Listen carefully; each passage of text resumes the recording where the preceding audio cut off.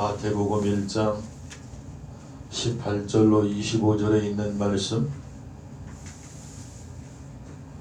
신약성경 1페이지 마태복음 1장 18절에서 25절에 있는 말씀 봉독합니다. 예수 그리스도의 나심은 이러하니라. 그 모친 마리아가 요셉과 종혼하고 동거하기 전에 성령으로 잉태된 것이 나타났더니 그 남편 요셉은 의로운 사람이라 저를 드러내지 아니하고 가만히 끊고자 하여 이 일을 생각할 때에 주의 사자가 현몽하여 가로되 다윗의 자손 요셉아, 네 아내 마리아 데려오기를 무서워 말라. 저에게 잉태된 자는 성령으로 된 것이라. 아들을 낳으리니 이름을 예수라 하라. 이는 그가 자기 백성을 저희 죄에서 구원할 자이심이라 하니라. 이 모든 일에 된 것은 주께서 선지자로 하신 말씀을 이루려 하심이니 가라사대 보라, 처녀가 잉태하여 아들을 낳을 것이요 그 이름은 임마누엘이라 하리라 하셨으니 이를 번역한즉 하나님이 우리와 함께 계시다 함이라. 요셉이 잠을 깨어 일어나서 주의 사자의 분부대로 행하여 그 아내를 데려왔으나 아들을 낳기까지 동침치 아니하더니 나음의 이름을 예수라 하니라. 아멘. 2022년 성탄절입니다. 하늘에는 영광, 땅에서는 그 기뻐하심을 모든 자들에게 평화로다 찬양했던 천사들의 찬양이 우리의 마음속에 들려지기를 원하고, 주님이 주시는 그 평안의 은혜가 우리 가정마다 넘쳐나기를 주의 이름으로 축복합니다. 성탄절이 무엇인가요? 선물 받는 날인가요? 아니면 산타클로스를 만나는 일인가요? 휘황찬란한 불빛 아래 젊음과 인생을 불태우는 것이 성탄절인가요? 성탄절은 우리 예수님이 탄생하신 그날인데, 희한하게도 생일날 주인공이 없는 생일을 지내는 이들이 참 많습니다. 내 생일에 나 없는데 아무리 화려한, 아무리 멋있는 잔치를 한들 무슨 소용이 있을까요? 세상에 수많은 화려함이 있지만 그 안에 과연 우리 예수님이 계신가? 초라할지라도 예수님은 마국간에 탄생하셨듯이 오늘 초라할지라도 우리 교회에, 우리의 마음속에, 우리 가정에 우리 구주 예수 그리스도의 탄생 은혜가 있기를 주의 이름으로 축복합니다. 1903년 12월 17일 날 비행기를 처음 발견했던 라이트 형제는 처음으로 하늘을 59초 비행하는 데 성공을 했습니다. 1분도 아닙니다. 딱 59초입니다. 얼마나 기뻤던지 고향에 살고 있는 누이에게 전보를 줬습니다. 59초간 비행의 성공, 성탄절의 돌아감이라는 전보였습니다. 이 전보를 받은 그 누이는 얼마나 기뻤던지 신문사에 이 사실을 알렸습니다. 이튿날 조간신문 1면에 톱기사로 났습니다.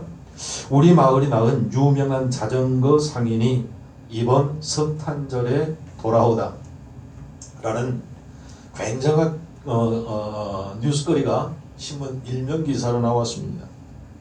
이것을 본 마을 사람들은 온 마을에 난리가 났습니다. 라이트 형제를 맞으면서 예수님과는 전혀 상관없고 예수님의 생일과는 전혀 상관없이 라이트 형제를 맞이하는데 분주했고 소동하였습니다. 예수님은 어디로 갔을까? 과연 라이트의 그 고향에 있는 마을만 그럴까요? 아니요. 오늘 이 고을에도 지역마다 성탄은 있지만 정말 예수님의 탄생이 없는 희한한 소동의 잔치가 벌어지지 않나 생각해 봅니다. 성탄절인데도 불구하고 예수님은 없습니다. 오늘 말씀 봅니다. 요셉은 예수님의 아버지입니다. 마리아와 정혼했습니다. 그리고 마리아를 만났을 때에, 데려오려 할 때에 이미 마리아는 임신 중이었습니다.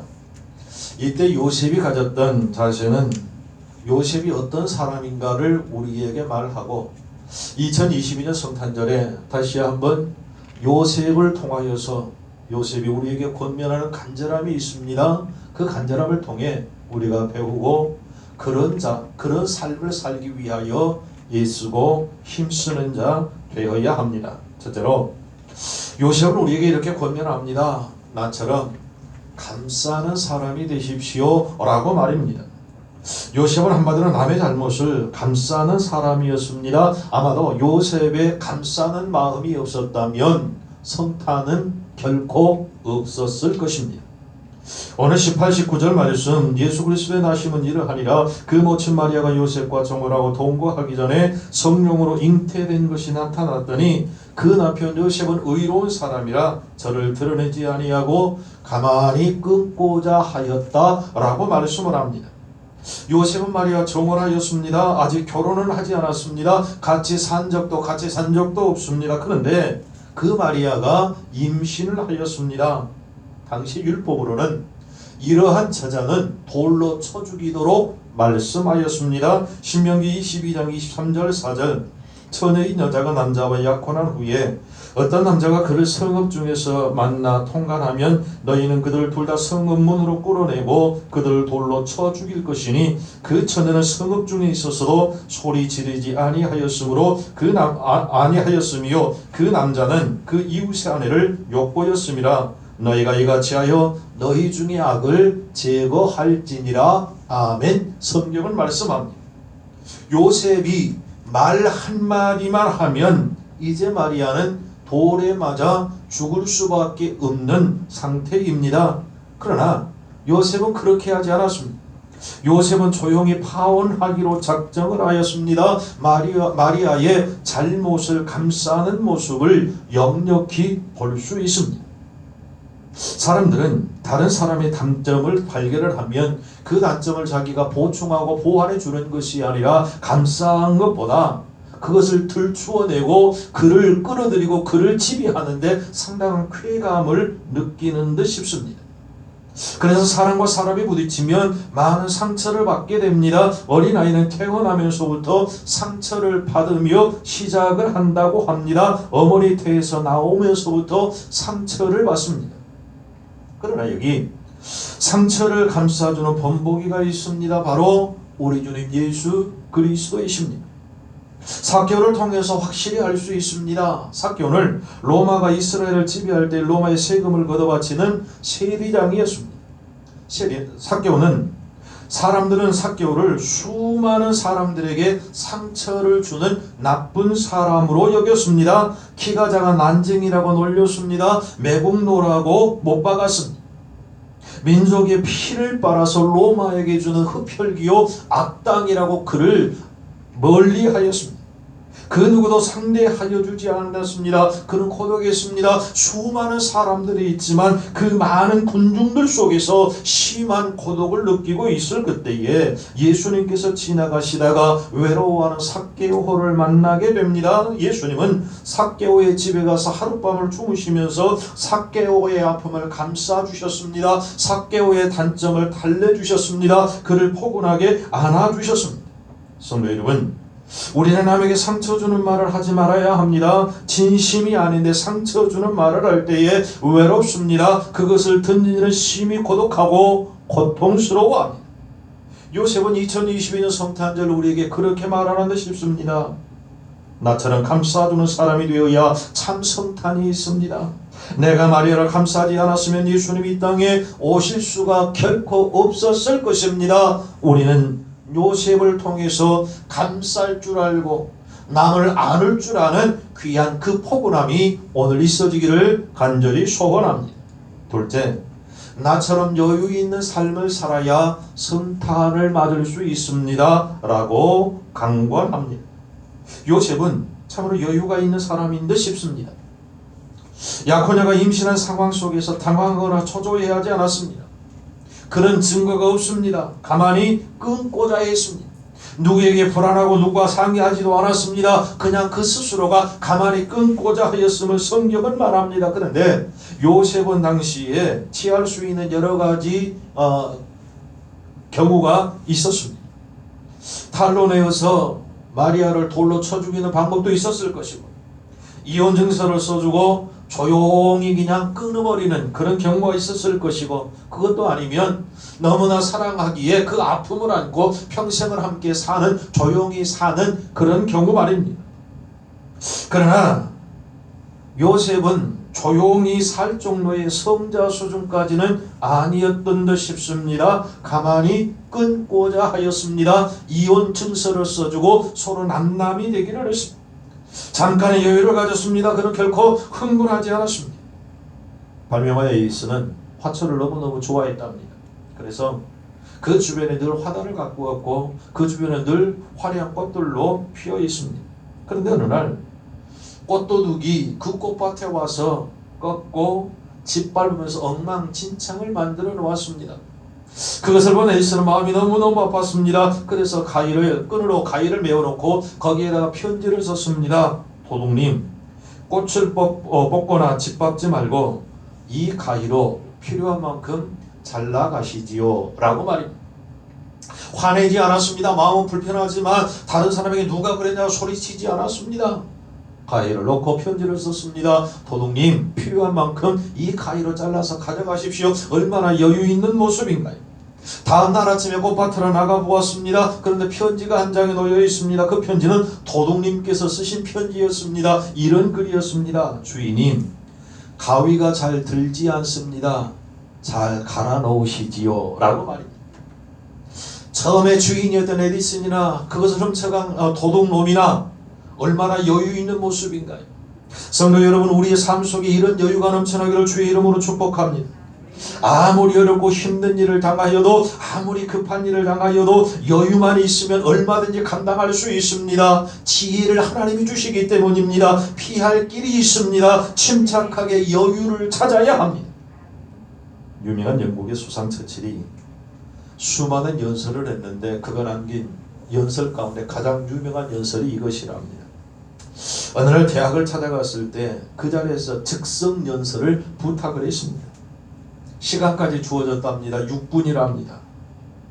갑자기 강단에서 처칠은 생각하다가 한마디를 하였습니다. 사랑하는 대학생 여러분, 절대 포기하지 마십시오. 그리고 한참을 침묵을 하더니 또 한마디, 여러분, 포기하지 마십시오.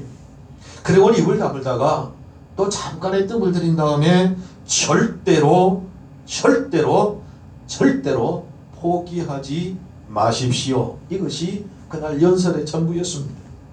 이 세 마디의 연설은 그의 평생의 수많은 연설 가운데 가장 훌륭하고 위대한 연설로 역사에 기록되어져 있습니다. 그렇습니다. 어떤 경우에도 당황하지 말고 여유 있게 살아가는 은혜가 오늘 우리 안에 있어지기를 주의 이름으로 축복합니다. 하나님께서는 어떤 역경 속에서도 여유 있게 살아간 사람을 축복하시고 그를 들어 사용하시기 까닭입니다. 요셉은 오늘 우리에게 그렇게 말하는 듯 싶습니다. 나처럼 여유 있는 삶을 사십시오 라고 말입니다. 셋째, 나처럼 순종의 사람이 되십시오 라고 말하는 듯 싶습니다. 요셉은 철저하게 순종하는 순종의 사람이었습니다. 하나님께서 꿈에 나타나셔서 현몽합니다. 마리아 데려오기를 무서워 말라 라고 말입니다. 주의 사자의 분부대로 24절 요셉이 잠을 깨어 일어나서 주의 사자의 분부대로 행하여 그 아내를 데려왔으나 라고 성경은 우리에게 말씀합니다. 성도 여러분, 하나님이 필요로 한 사람은 영웅이 아니라 순종의 사람인 것을 기억하고 믿으시기 바랍니다. 하나님이 원하는 사람은, 하나님이 쓰시는 사람은 1등이 아니라는 말입니다. 순종의 사람, 똑똑하고 잘난 사람이 아니라 철저하게 순종하는 사람을 사용하심을 믿으시기 바랍니다. 성경에 수많은 위인들이 있습니다. 이들 모두는 철저하게 순종하며 살았던 사람입니다. 요셉은 오늘 말씀에 의로운 사람이라 분명하게 말했습니다. 성경에 의로운 사람이라고 하나님이 칭찬한 사람은 그렇게 많지 않습니다. 노아가 그 사람입니다. 아브라함이 의로운 사람이었습니다. 그러면 노아나 아브라함처럼 요셉도 의로운 사람이었단 말입니다. 그 결과 임신한 여자를 데려왔습니다. 어쩌보면 최선의 삶을 살았는데 그 결과는 최악이 아닌가요? 그러므로 요셉은 충분히 불평할 자격이 있습니다. 불만을 가질 권리가 있고 하나님께 따질 조건이 되었습니다. 그러나 요셉은 결코 불평하거나 불만을 가지지 않았습니다. 하나님 앞에 따지지 않았습니다. 철저하게 순종하였습니다. 요셉은 말없이 가만히 순종하였습니다. 가만히 끊으려 하다가 하나님이 원치 않으심을 알고 끊기를 포기했습니다. 그리고 하나님의 말씀에 철저하게 순종하였습니다. 성도 여러분, 하나님의 사람 요셉은 우리에게 그렇게 오늘 말하는 것 싶습니다. 왕님 제1의 성도 여러분, 나처럼 순종하며 사십시오. 순종하며 사는 저와 여러분 되기를 간절히 소원합니다.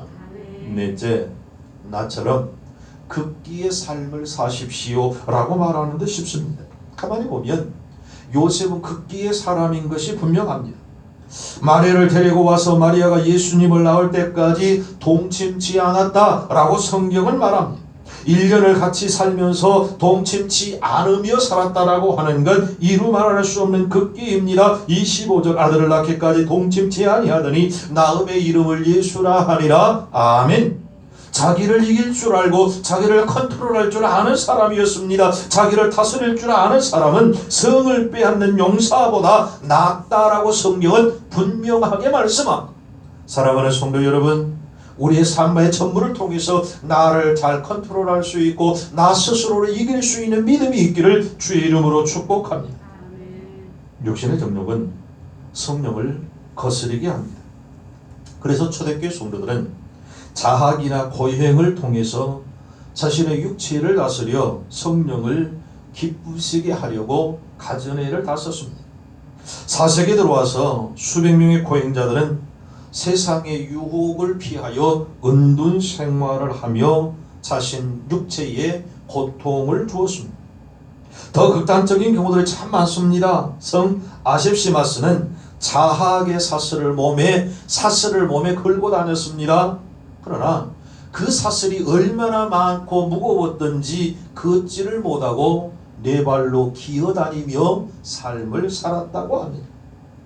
수도자 존 베레사오는 40년간 앉아서 잠을 잤습니다. 마카리우스는 6개월간이나 벌거벗고 늪지대에 들어가서 수많은 모기떼에 뜯겨 결국은 그 피부가 문둥병 환자처럼 될 정도로 스스로의 육체를 다스렸다고 합니다. 성 시무스 스타라트는 30년 동안이나 육척 기둥이에 살았습니다. 그래서 그를 수많은 사람들은 주상성자라고 불렀습니다. 성 마로는 11년 동안 좁디 좁은 나무통 속에서 가져다주는 음식으로 연명하며 스스로의 육체를 다스렸습니다. 그렇습니다. 극도로 자기를 이기려는 자기와의 싸움을 그들은 싸웠고 그것이 하나님의 영광이요 자기 스스로를 이기고 하나님의 기쁨이라 생각하였습니다. 그렇습니다. 요셉도 극기의 사람이었습니다. 2022년 성탄절의 요셉은 우리에게 그렇게 말하는 듯 싶습니다. 세상이 결코 만만치 않을 것입니다. 그러나 세상을 이기는 믿음이 우리에게 있어지기를 간절히 소원합니다. 축복합니다. 마지막 넷째, 나처럼 보조의 사람이 되어야 참 성탄을 맞이할 수 있습니다 라고 말하는 듯이 있습니다. 예수님의 아버지 요셉의 이야기는 성경 전체에 사복음서 외에는 없습니다. 예수님이 탄생하신 그 모습 그거 외에는 없습니다. 그래서 어떤 학자들은 예수님이 십자가에 죽으실 때까지 살아있지 않았을까라고 추측도 하지만 그러나 성경에 단 한 번도 나오지 않는 것을 보아서 아마도 요셉은 일찍 세상을 떠나지 않았을까 추측합니다. 예수님이 이 땅에 탄생시켜놓고 그는 역사의 무대에서 완전히 사라지고 말았습니다. 철저한 엑스트라였습니다. 철저한 보조 역할이었습니다. 성경의 역사의 주인공은 오직 예수님인 것을 우리에게 교훈합니다. 요한복음 5장 39절 너희가 성경에서 영생을 얻는 줄 생각하고 성경을 상고하거니와 이 성경이 곧 내게 대하여 증거하는 것이로다. 아멘. 뒤끝이 요셉은 깨끗한 사람이었습니다. 예수님을 잘 보호하고 그것으로 그의 역할은 완전히 끝났습니다. 성도 여러분, 교회에는 제1인자가 필요로 한 것이 아니라 보조자가 필요로 하다는 사실을 꼭 기억하고 믿으시기 바랍니다. 제1인자는 예수님밖에는 없습니다. 예수님 외에는 그 누구도 1인자가 될 수 없습니다. 되어서도 안 됩니다. 예수로 만족하지 못하는 것이 이단이기 까닭입니다. 그래서 이단들은 성경 66권 외에 다른 성경들을 다 하나씩 갖고 있습니다. 통일교는 원리 강도를 갖고 있고 몰몬교는 몰몬경이라고 가지고 있습니다. 요셉은 철저히 예수님 한 분으로 만족한 삶을 살았습니다. 그렇습니다. 성도 여러분, 세상에 그 누구보다 그 어떤 것보다 예수로 만족해하고 예수님의 행복이 참 행복인 것을 알고 예수로 행복해하는 저와 여러분 되기를 간절히 소원합니다. 남을 위하여 요셉처럼 보조하고 사랑하는 이가 요구됩니다. 요셉은 철저하게 엑스트라였습니다. 보조의 사람이었습니다. 지금 이 시대가 바로 그런 자들이 필요할 때가 아닌가요? 가끔 영화나 드라마를 보면 주연보다 더 주연 같은 조연이 있습니다.